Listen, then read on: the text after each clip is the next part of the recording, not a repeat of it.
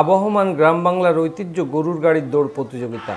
গ্রামের মানুষের নির্মল আনন্দের উৎস। গ্রামের সব বয়সী সহজ সরল হাজার হাজার মানুষ উচ্ছ্বসিত হয় এই প্রতিযোগিতায়। আধুনিক বিভিন্ন বিনোদনের ভিড়ে এ ধরনের আয়োজন স্বল্প পরিসরে হলেও আমাদের দেশে এখনও টিকে আছে সগৌরবে।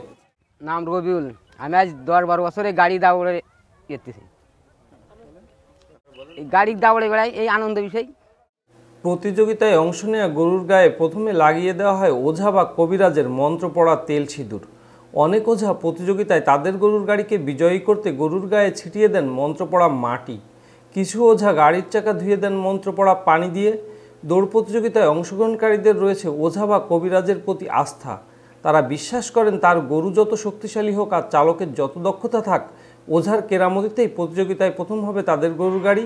এরপর শুরু হয় তুমুল উত্তেজনায় ভরা দৌড়। বাংলাদেশ থেকে আজকে বিভিন্ন গ্রামীণ যে খেলাগুলা যে প্রতিযোগিতাগুলা আজকে হারিয়ে যাচ্ছে।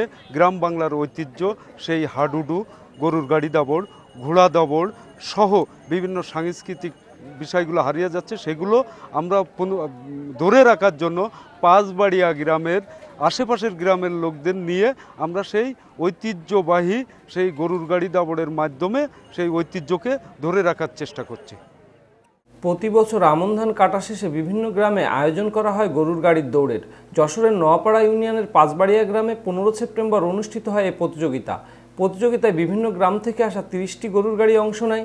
দৌড় প্রতিযোগিতা উপভোগ করতে মাঠের চারপাশে জড়ো হন শিশু বৃদ্ধ সহ সব বয়সী হাজার হাজার দর্শক। রুদ্ধশ্বাসে অপেক্ষা করেন কখন শুরু হবে দৌড়। আমার নাম আসমা আক্তার সুমাইয়া। এই খেলায় আসছি, অনেক আনন্দ উৎসাহ হয়েছে, তা আমাদের খুবই ভালো লাগছে, এজন্য আমরা খেলাটা দেখতে আসছি। দর্শকদের রুদ্ধশ্বাস অপেক্ষার পালা শেষ হয়, শুরু হয় দৌড়। গ্রাম বাংলার চিরায়ত ঐতিহ্য গরুর গাড়ির দৌড় প্রতিযোগিতা সূর্যাস্ত পর্যন্ত আনন্দে মাতিয়ে রাখে গ্রামের মানুষদের।